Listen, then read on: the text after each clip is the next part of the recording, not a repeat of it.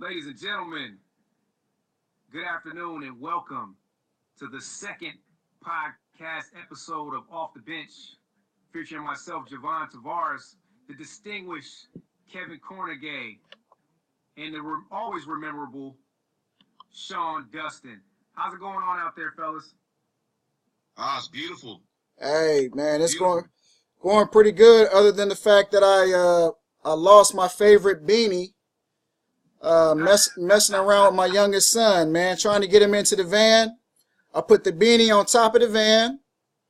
He's screaming and crying. I just trying to get his seatbelt on, close the door. I jump in the car. I drive down. My beanie flies off the top of the van. So other than that, I'm doing pretty good. We need to know what sports franchise was this beanie associated to. The San Francisco 49ers, baby. The 49ers, man. And let me tell you this, though. It's the softest, warmest beanie that I've ever had on top of my head, y'all. It's soft. It's warm. Also, one size fits all. I'm very saddened about that, but that's okay. I've heard a lot of soft things about the San Francisco. Hey. Listen, Kev, take solace in the fact that right now, that beanie was found by a nice, loving couple that was walking their black lab. That beanie is now on that black lab's head. Hey, okay? You know what? So take solace in the fact that that black lab is now representing the 49ers out there. So, fellas, let's jump right into it. It's been quite a week for the NBA. The playoffs are now in full swing. We've had some series that have swung back and forth as far as the momentum. Quickly, let's just go through each series. I want to get your take on what's happening and what your predictions are going to be for these series. So we'll start out with the Celtics and the Bulls. Celtics Bulls, I'll start it off. Obviously, Rondo being out for the remainder of the series.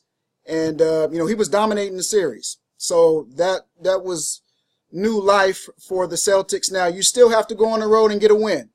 So you have to give the Celtics a lot of credit for going on the road. Tough place to play, United Center, getting a W, convincing fashion.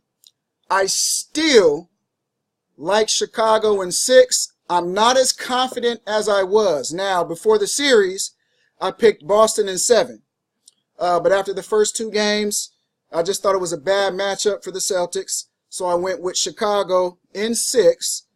I'm still going to go Chicago in 6. I don't feel very confident about that. And if you were to tell me Celtics in 7, I would say I can see that. But Isaiah Thomas played pretty well in Game 3. And they got some production from their bench. So that's going to be the key for them. The question for Chicago. Normally when you have an injury, it takes a game and a half for you to be able to make the adjustment. So we'll see if Chicago can make the adjustment. I look for them to start D-Wade, Butler in the backcourt with Butler running the point and then having one of their bigs coming off the bench to start for them. That's what I'm going to look for. We'll see if they make that adjustment or not.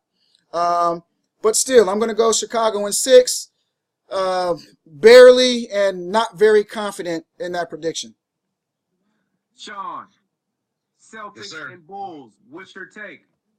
My take is, my heart goes out to Isaiah Thomas, having lost his sister shortly before the series commenced. I think the impact to not just him, but the team emotionally can't be overstated.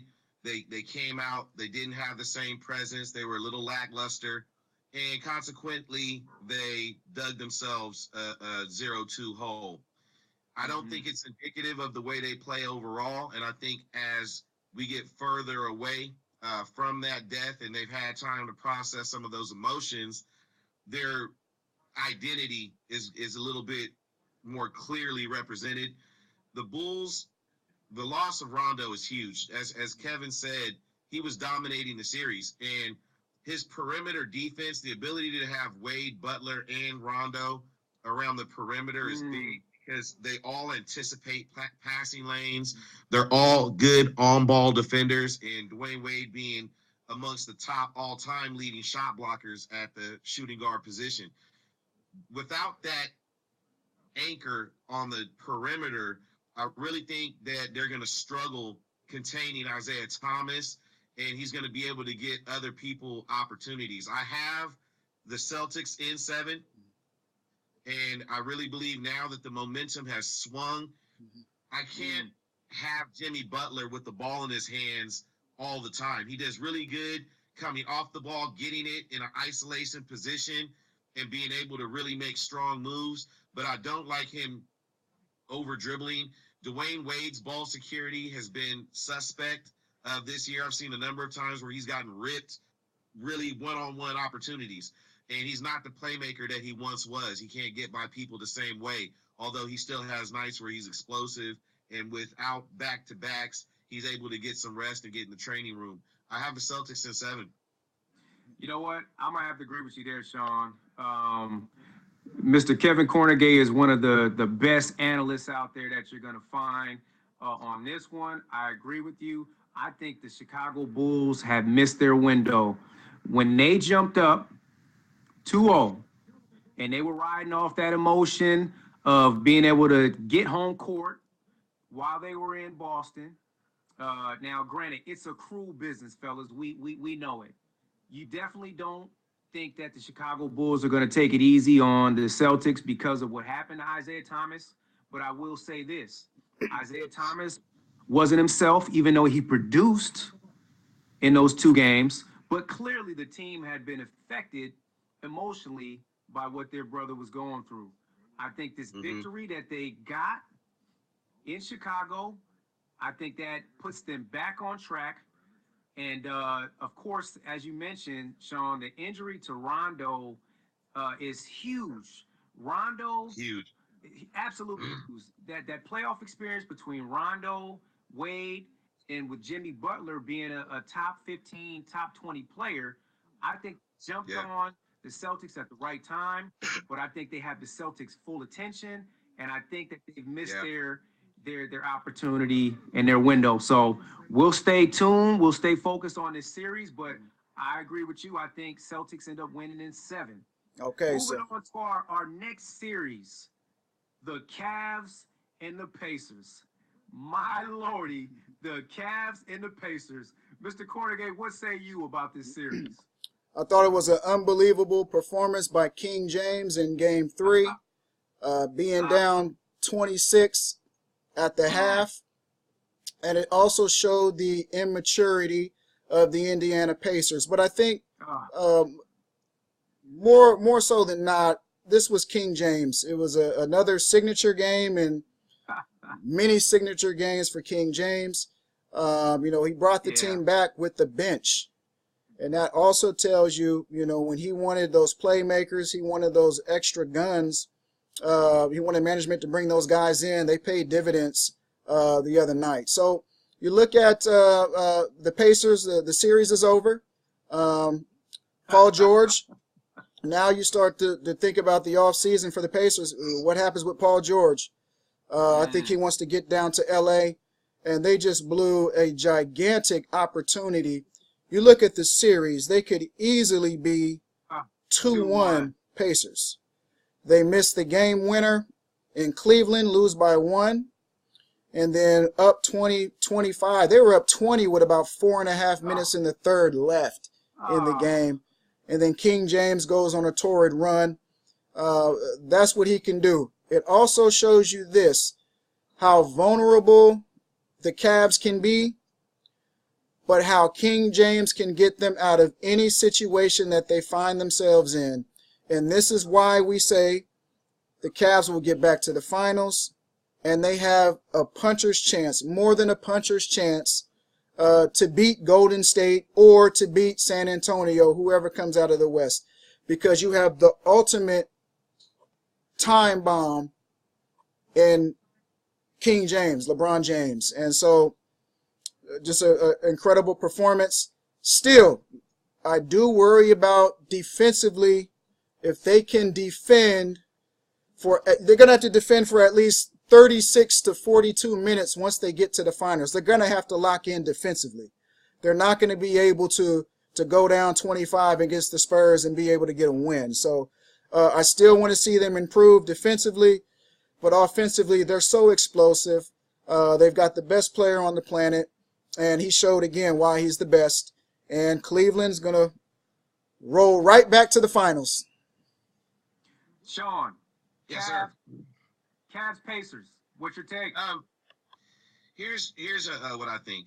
After being up 2-0 in the series, the first game being close, the second game not being quite as close, they were able to create a little bit of space. LeBron obviously has a historic performance on a couple of levels. Hold on, someone's calling me in that. And so, obviously, LeBron had a historic performance. You're talking about 41 points, 13 rebounds, 12 assists, something of that nature. Matching the biggest playoff comeback of all time. And on a couple of side notes, he passes Kobe for third all time in playoff scoring in 18 fewer games. Wow. He also passes Kobe for fourth all time on the 3-point list. Just a historic performance on a lot of levels. What I don't want to take away from that performance or the X's and O's and things of that nature, but I really think what was glaring to me in this series is the intangible, and it's the immaturity of the leadership of Paul George. Coming out, criticizing teammates. I've seen on the flip side of that coin, LeBron put his teammates in those same positions and saying, hey, if you're doubled, you make the right basketball play and you live with that shot. Criticizing publicly your teammates during a critical time of the year where you need their confidence, you need to galvanize, you need to come together, and in back-to-back games being hypercritical of either the immaturity of certain players, pointing out Miles Turner, pointing out C.J. Miles, and his body language, the disappointment. I really think this speaks to the immaturity of Paul George. It's hard to follow a leader that you don't feel completely trusts you in your skill set, that doesn't have your back. And again, this goes back to why people really love playing with LeBron James. Right. LeBron James, in my opinion, and I'll go out and I'm going to make a bold statement here, I think he plays better with a lot of good players than he plays with a few great players. When the lineups that really used to be prolific in Miami generally were when Bosh and Wade were on the bench. You had Udonis Haslem at the 5, you had Ray Allen at the 2, you had Battier at the 4, and you had Norris Cole or Chalmers playing, and he'd break down defenses and hit shots. You saw Kyrie and Love sitting in the fourth quarter, and he's out there with Kyle Korver, he's out there with J.R. Smith, he's out there with Channing Frye, and when he has shooters and good basketball IQs and good players, Richard Jefferson, players like that, their offense is prolific, and they were knocking down shot after shot after shot. I agree with having a puncher's chance in a series with the Warriors if they happen to be in the finals. Great series. Obviously, it's over. I have Cleveland in the sweep come tomorrow. Yeah, I think I have to agree with everything that you gentlemen said. The one thing that we talked about on our episode last week was the fact that we all felt, I think unanimously, that LeBron James, regardless of whether he wins MVP or not this season, which won't happen, we all felt that he was the best player still in the world. And to me, as long as you have the best player in the world that's as unselfish as LeBron is, that can play defense when he needs to, that is clutch. That is clutch. Because if you watch that game 3 against the Pacers, you saw that LeBron was as clutch as it gets. So all of this nonsense about LeBron not being clutch and not putting him in the same pantheon as Jordan and Larry Bird and Kobe, it's out the window. LeBron James, he's a murderer. And he is a murderer down the stretch, and I think we saw that. So another thing to add with LeBron, do you guys ever notice LeBron has a photographic memory? He can see your sets one time, and he has your sets memorized. Oh, he'll pick you apart. Yep, and even when you make the adjustment at halftime on your actions, if you change one of your actions, he sees it one time, and then he has your actions for the rest of the half. It's absolutely brilliant when you sit there and you watch that tape, his photographic memory. He's pointing, they're calling plays, and he's pointing to his guys where the ball is going. I've never seen it before. We'll talk about this guy later, but it reminds me of Tiger Woods. Right. Me is they be talking to him after the round of golf, and his recollection of, oh, you know what, second shot, there was a par 5 on the second, the wind was coming in, the way that I was able to hit the shot and shape the shot, like his memory when it came to specifics during the game.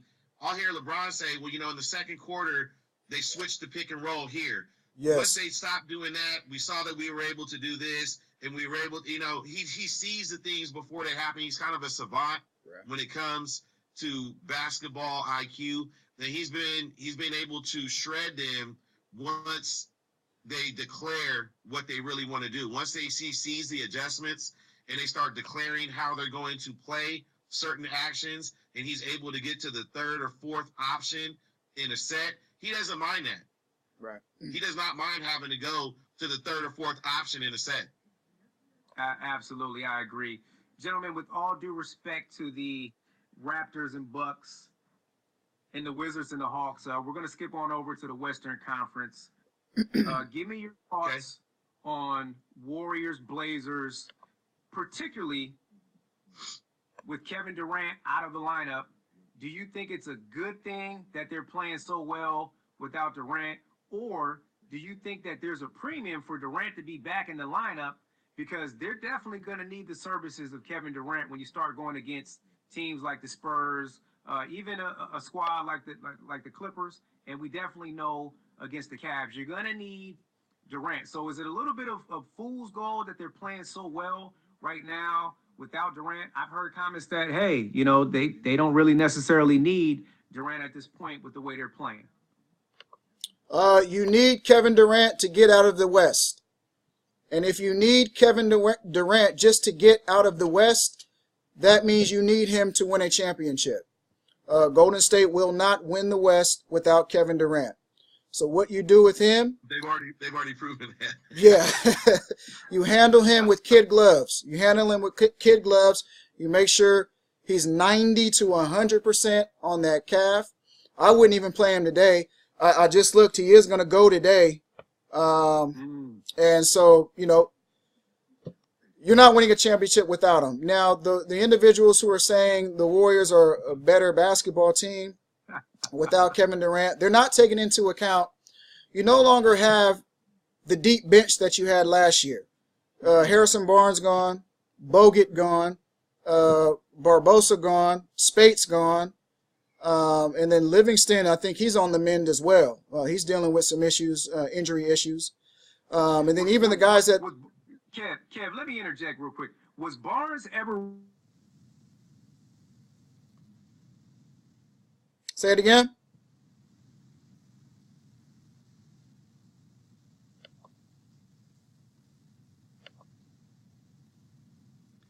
I think we're having a technical difficulty. Right. With Flo Montana's feed, with Javon's feed. I think he was getting at what, you know, was Harrison Barnes ever, you know, a real formidable player? I mean, did they really lose a lot in losing Harrison Barnes? Well, you lose a lot in conjunction with the other guys that you lost. So he was a piece. He was a valuable piece. I think you back online? I'm back online. I'm okay. back on. What was your question? So my question was Harrison Barnes. So when we talk about the depth of the Golden State Warriors, we're usually referring to Festus Ezeli. We're referring to guys like Harrison Barnes and obviously Andrew Bogut. And then you mentioned Leandro Barbosa as well. But I would beg to, or I would at least want to put the argument out there that you didn't get much from Harrison Barnes when you really needed him, particularly in Game 7 last year. He struggled all throughout that series with the Cavs and Andrew Bogut wasn't much of a factor either. So I just wanted to put a contrasting point of view out there as it pertains to the perceived depth that the Warriors had last year as opposed to this year. I'm gonna have to correct you right there, Flo. Bogut was huge in the first 2 games defensively. The Cavs could not score at the rim. When he got hurt, and then all of a sudden, Kyrie and Tristan Thompson started having Lob City in Golden State and in Cleveland, that changed the entire dynamic of the series. Obviously, you could point to Draymond Green being out of game and things of that nature, but Andrew Bogut's rim protection in the first 2 games and his defensive rotations and help were killing the Cavs at the rim. Not just that, but what goes understated, his illegal screens out there. I mean, he freed up Clay and Steph on numerous occasions with illegal screens. Those and the officials, screens. Right, and the officials were allowing him to do that. Using Australian football rules to set those screens. Those are rugby screens. My question to you gentlemen, and we'll move on shortly. My question is this: where was Andrew Bogut when it counted? When it was championship time, where was Andrew Bogut? Rarely is he even on the floor, or was he even on the floor during late game situations last year. No. Where was Andrew Bogut when it counted? So, Sean, you mentioned game 1 and game 2. He was effective. I consistently remember him being out-rebounded by guys like Tristan Thompson for second-chance opportunities that kept players alive. Who doesn't Tristan Thompson out-rebound for second opportunities? But it's not about the rebounding. Rebounder in the game. It's not about he didn't out-rebound Bismack Biyombo last year. It's not about the rebounding with Bogut. It's about the space. He would eat up that space in the paint. And so Bron couldn't do his damage in the paint. He couldn't post down there. When he went to drive to the basket, he couldn't take it up for a layup. He would always have to dish it. So it's not necessarily the rebounding portion.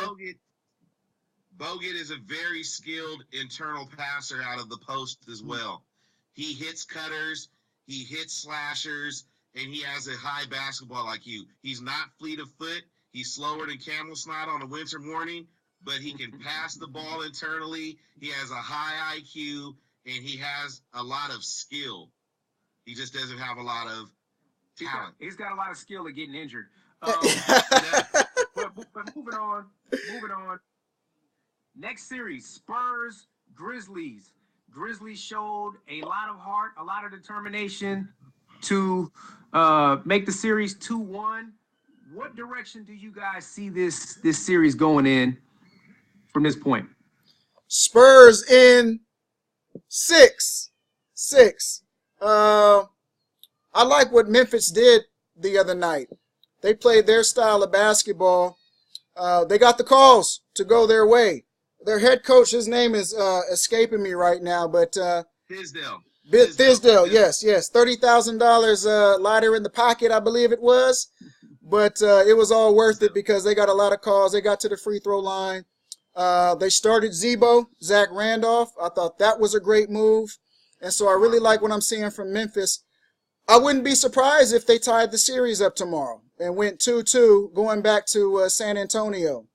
I don't know. I feel like there's something missing with the Spurs. I think it's the health of it's called guard play. Right. Tim Duncan. Right. Duncan, and then, Tony Parker. Guard play. Yeah, I mean, Tony Parker is His hairline. But I think in the end, Kawhi is going to be the difference. I'm still waiting for LaMarcus Aldridge to show up into the playoffs. This guy was a perennial all-star, and he's just gotten lost in the San Antonio Spurs system. Is he? Might he be having heart issues again? You know what? You know what, man? Hey, that's nothing to play with. Because what was it? Inappropriate. Irregular? Completely. But I like what I'm seeing from Pau Gasol.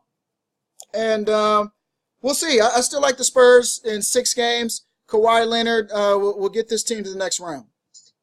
What's your take, Sean? My take is that the Grizzlies obviously play better at the grindhouse. Tisdale, obviously, he said you're not going to rook us. You're not going to treat us like second-rate players. Our guys are taking more shots in the paint, and they're not getting the calls. Conversely, these guys are not shooting near as much or driving to the lane, and the guys are getting double-digit free throw counts. So I think, obviously, the free throw disparity was huge, but they got blown out of those games. Those games weren't even close. Free throws were not what was going to make the difference.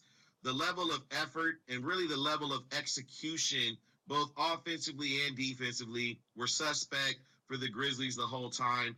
I don't think that they have enough depth or talent.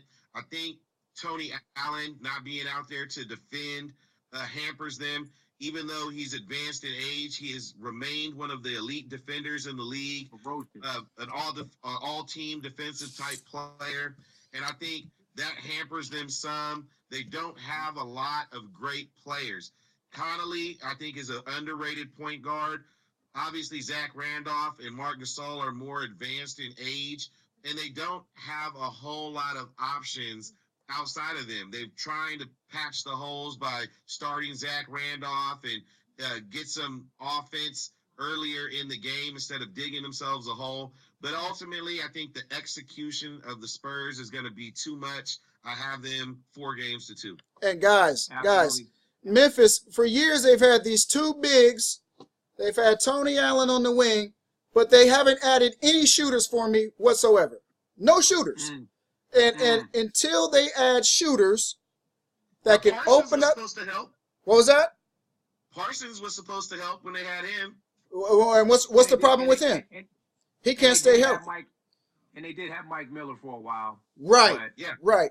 But they got to add shooters. I mean, if they can add shooter, and before Gasol's prime is over with, they got to be able to add some shooters, spread the floor for Connolly, spread the floor for Zebo. But like you said, I think 4-2 and 6 for the Spurs. Yeah, I absolutely agree. I think 4-2. I think the Spurs will win the next couple games. And just to kind of round out this Spurs-Grizzlies series, I think what we've seen over the past several years with the Grizzlies is that they're good enough to be right there, but they're not good enough to beat the elite teams in the West. Zebo and Gasol, and granted, Gasol has stepped his game up a lot. As you guys mentioned, Conley is an underrated point guard, but they aren't good enough to beat the best teams. They can't beat the Warriors. When OKC had Durant and they had Westbrook and Ibaka, they weren't good enough to beat them. They're not going to be good enough to beat the Spurs this year either. So I think it really speaks, though, to the evolution of the league and the style of play. I think their style of play is a little bit of a throwback. Get the ball in the post, really bang inside. And when they got matched up with these offensive teams and these teams that had 4s and 5s that were not only able to bang, but they were athletic, they could get out onto the perimeter, the Serge Ibakas, players like that, they really struggled against teams with athletic 4s and 5s.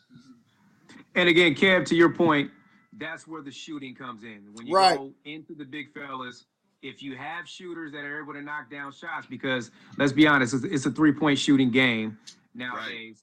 Right. Even if you do facilitate the offense through your bigs, you still need to be able to get shots for your 3-point shooters. So you gotta have it. So moving on, the last 2 series, we have the Clippers and the Jazz. No Blake Griffin for the rest of this series.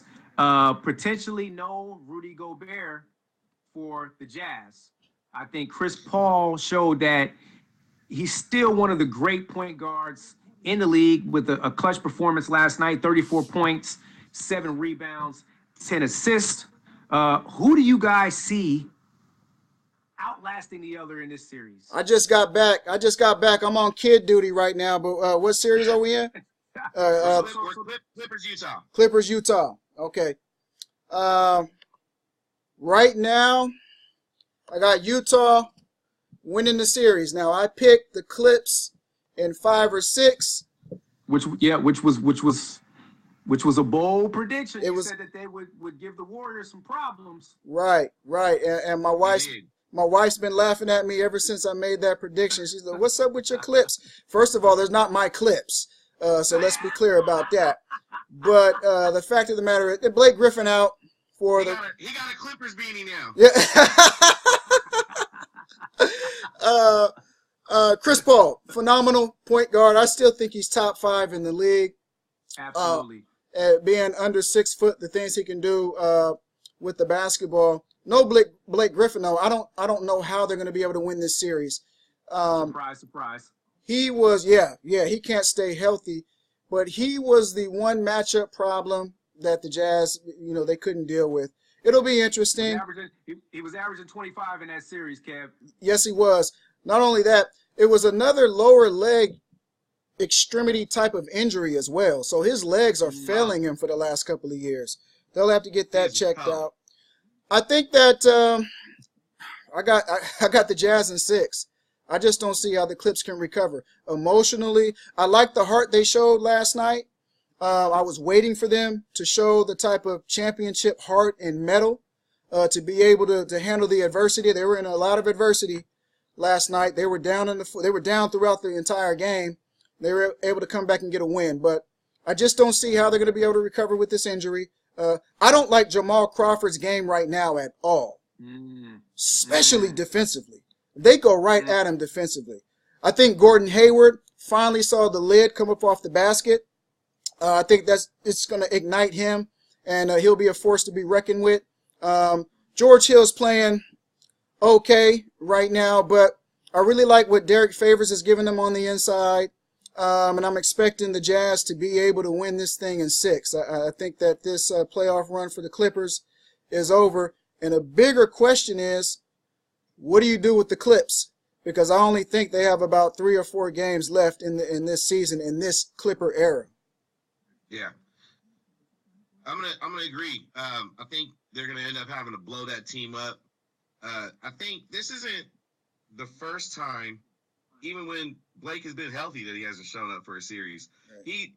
He played well this series so far, but pun intended, he can't toe the line. Okay? The thing is, Chris Paul is an outstanding point guard. I kind of have him at this point in his career, kind of maybe on the bubble outside looking in, top 5, maybe 6, just with the depth and the greatness and the ascension of other point guards in the league. However, Crawford, other than he makes some clutch shots, I know he'll hit a 4-point play every now and then, but he's really consistently throughout his career been erratic. His shot selection is suspect. Right. His defense is suspect.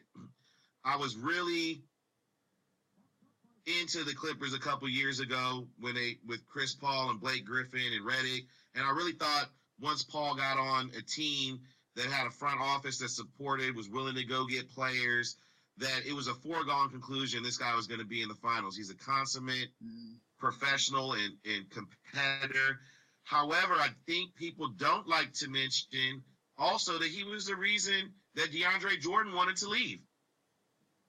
It took a last-ditch effort flying out to DeAndre's house, barricading him in the house. That's good stuff. Last-ditch effort to steal him away. And as great as Chris Paul is, there are some circles and players that talk anonymously that have a problem with Chris Paul's style of leadership. Hey, that is good insider stuff. Hey, Vaughn, that's Peter Vesey type stuff right there, man.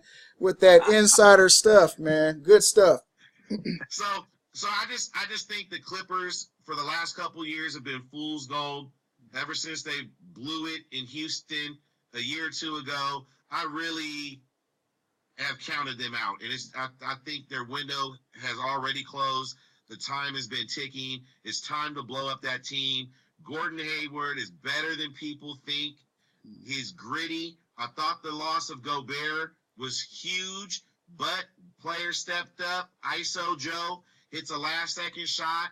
They're well-coached. They're gritty. They have the liquid Terminator as the coach in Robert Patrick. And I I got them winning in 7 games. I got Utah in 7. In 7, all right. Listen. With all due respect to Lob City and the Clippers, let's call a spade a spade. These guys have been very unfortunate when it comes to the injury bug. If it's not Chris Paul going out with an injury, it's been Blake Griffin. So I don't think we've really had an opportunity to see them fully healthy. But we do know a couple things. We do know that they did blow a 3-1 lead against a James Harden-led Houston Rockets team, a series that they should have won. A Rockets team that wasn't ready to win a championship. Also, that was the year Golden State won their first. I don't think they were necessarily ready to win a championship either. I think the Clippers blew a big opportunity. They had no business beating the Clippers that series. Right. That was the Clippers. I want to say it was their Western Conference championship to lose. To lose, yeah. So I think they haven't ever fully recovered from that. I think you guys make great points about that roster. I think Hiroshima, Nagasaki, that's what needs to happen to that Clippers roster. Blow the whole thing up.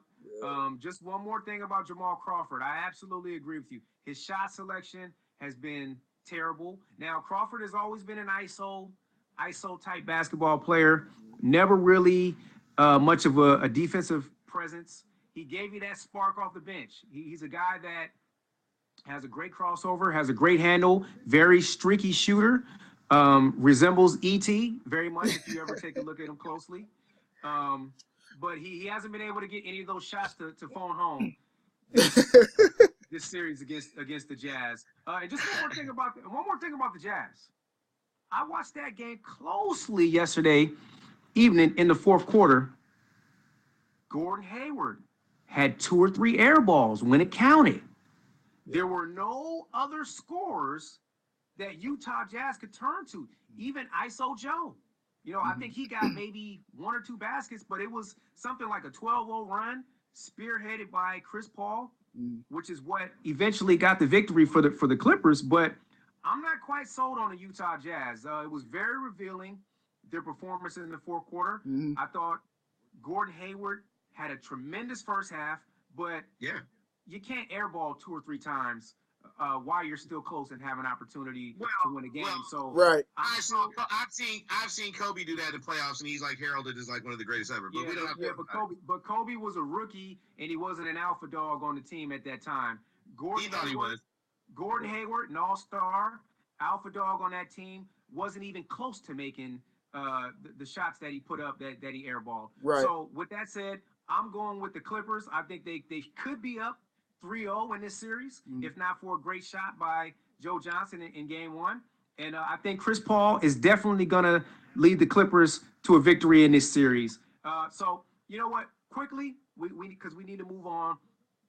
I just need picks. How do you see, or who do you have winning the Thunder Rocket series? Rockets. Rockets will end this in 5. In 5. Sean? I agree. I got Rockets in 5. The OKC just does not.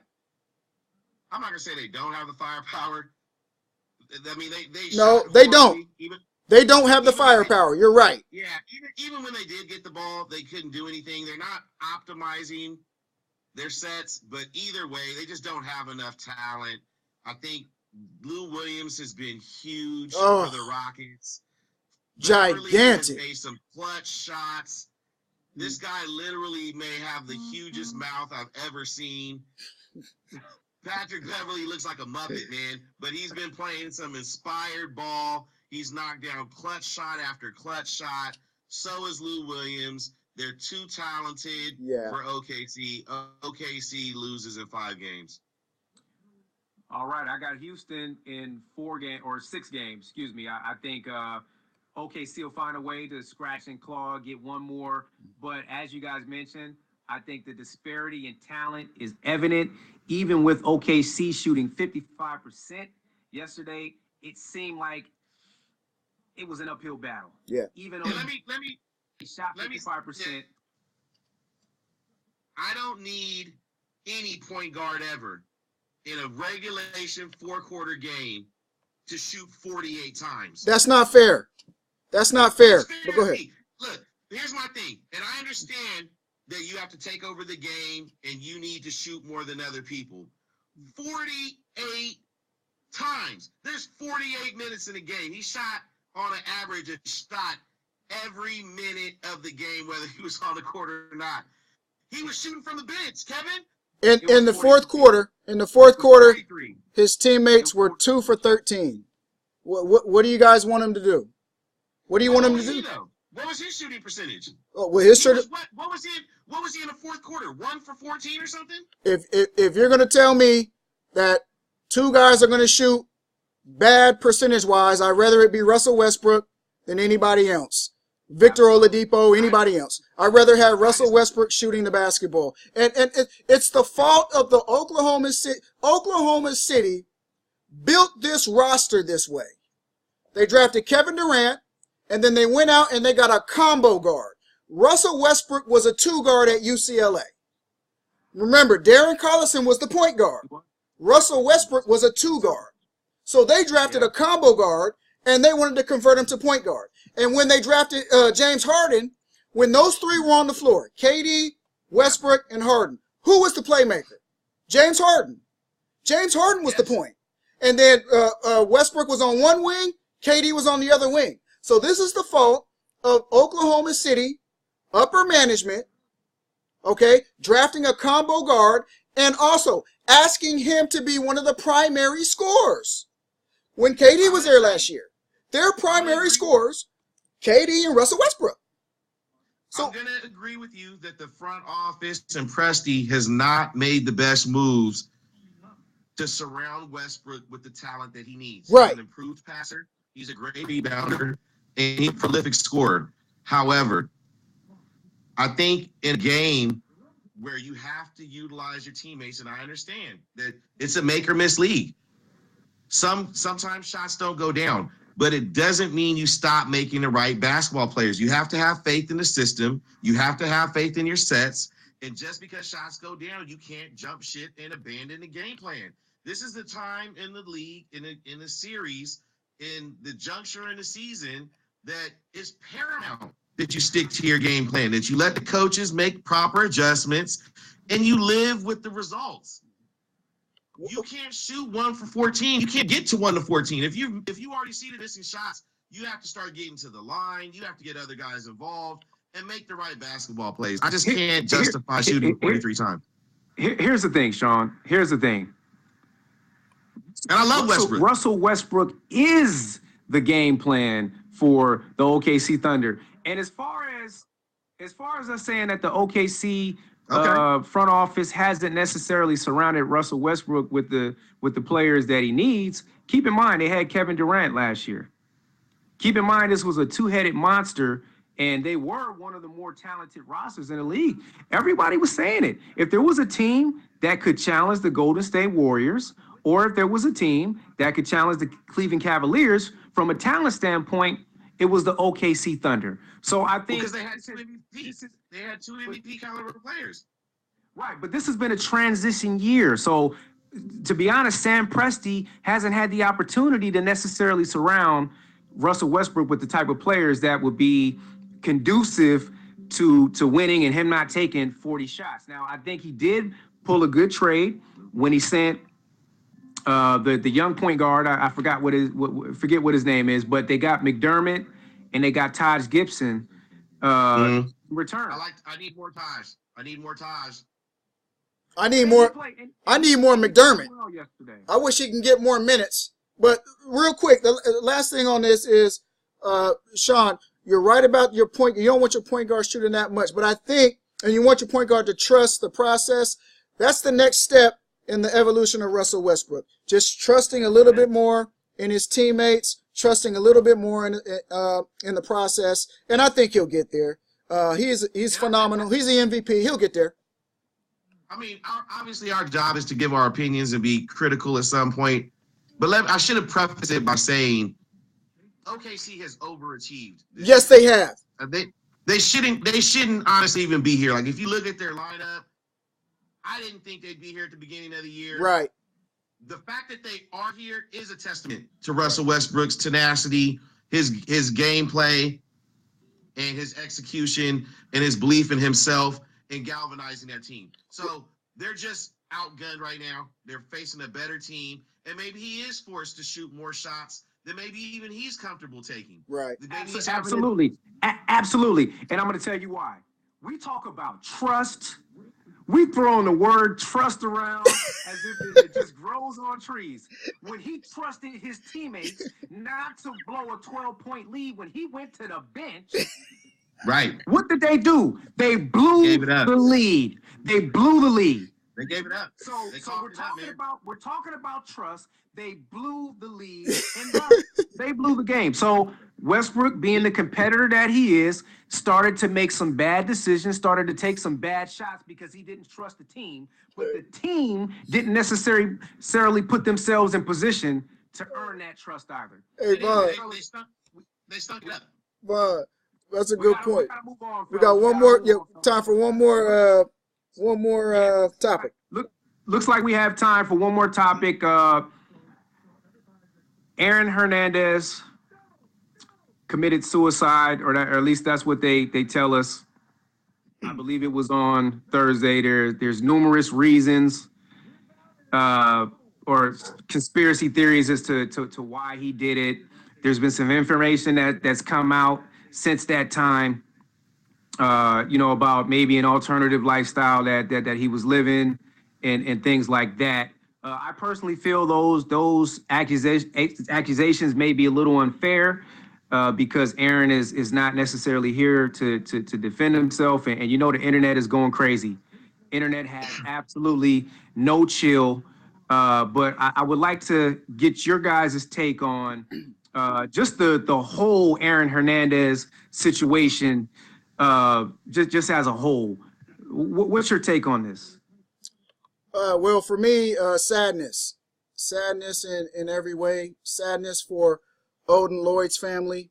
Every single time they hear Aaron Hernandez's name, they have to relive those tragic events. And honestly, he only did 3 years in the penitentiary after his conviction. So I could imagine, Odin Lloyd's family feeling cheated, that justice wasn't served to the fullest extent.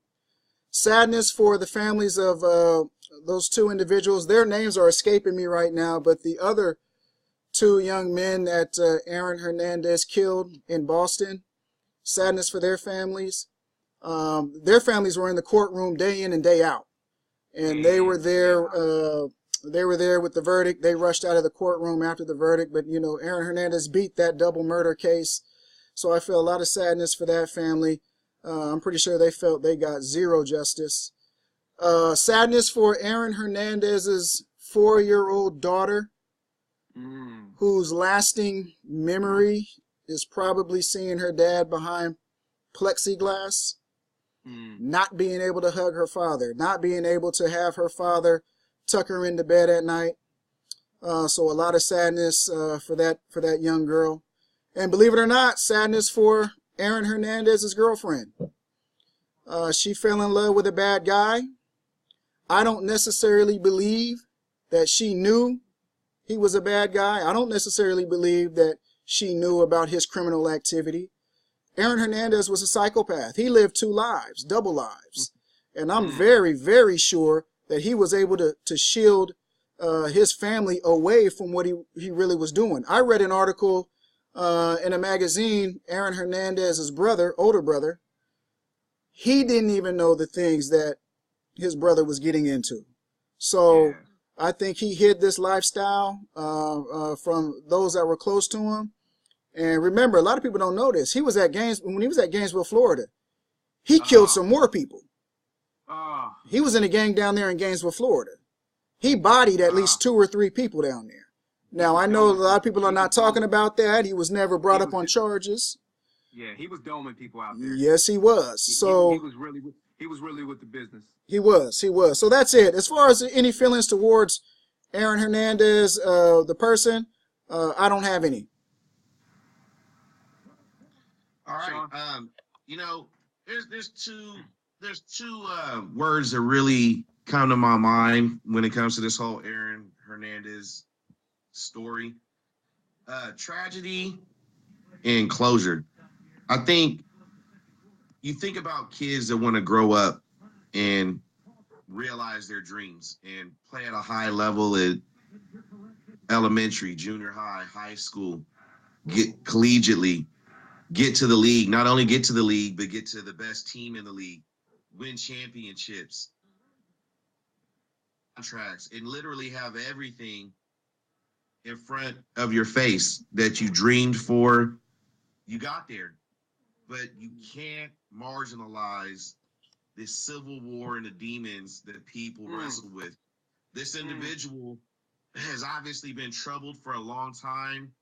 The value or the lack of value that he put on human life, the trivial type of events that led to murder of people. Not even saying these people were saints or anything like that, but a spilled drink at a club, arguments ensuing, someone maybe revealing something about you that you didn't want known to the world. Whatever the case may be, these aren't justifiable reasons for a mom to lose her son, for brothers or sisters to lose their sibling, for kids to lose their fathers. The lack of compassion, the lack of care for human life is something that for me has not made me feel a whole lot of compassion for his ultimate demise. I think when you have all of these things available to you and accessible to you as deterrents to go back to a faulty lifestyle, a lifestyle that involves crime at the highest level of murder, capital murder, smoking weed at the crime scene. They're finding DNA on marijuana cigarettes where you shot this guy in the back. The cavalier attitude in which that he had, shot his friend in the face because he thought he would snitch or whatever the case may be. This person's egotistical, sociopathic tirade, his sense of entitlement, his lack of accountability is something that I have zero respect for. My heart goes out to those families of the victims. I think they finally have closure. They know this person not only is not just locked in a cell and never get out, but you know what? This person's life has been extinguished as well. I don't celebrate murder. I don't celebrate suicide. I don't know what was going through that individual's mind, but there's a lot of people that I know personally that have good people that have done bad things, that really had a callous attitude towards things. And once you're locked up in a cell and all of those freedoms are taken away, there's a part of you dies and a part of you continues to die. And, you know, this story, I think, had a tragic beginning and a tragic end. And I think there's finally closure. And that's my take on it. Yeah, I think, gentlemen, well articulated. I can't articulate what I'm thinking better than what you guys have said. So I'll end on this note. So all the young people that may see this podcast, I want you to look me directly in my eyeballs and listen to what I have to tell you. You're being lied to. With the music that you're hearing, that's glorifying murder, death, this sense of we need to be harder than the next person, and you're soft if you have a job. You're soft if you take care of your family. You're soft if you go to school. You're square if you do the right thing. Those things are false. They're absolutely false.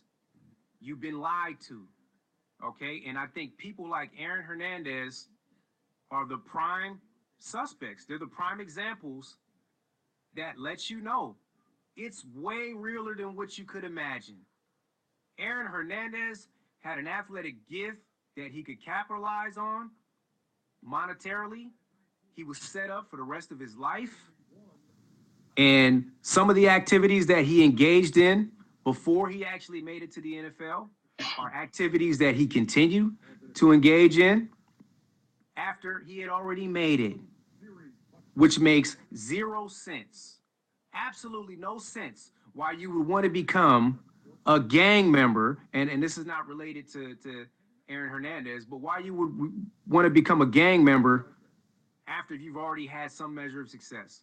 Rappers that become gang members, athletic figures that become gang members after they've already made it to a certain level of success. It's absolutely false. You've been lied to. Don't go for it. Do not go for it, because you end up in a box by yourself, like Aaron Hernandez was. And guess what? Aaron Hernandez took somebody else's life. But the ultimate tragedy was he ended up taking his own life because he couldn't deal with the fact that he was going to be in that box for the rest of his life. And that's as real as it gets, ladies and gentlemen. That is as real as it gets. Don't let these people lie to you. Do not let these people lie to you so you can end up like Aaron Hernandez and every other tragic figure that was trying to be hard. So anyways, fellas, it looks like that's all the time we have. We will be coming back at you next week.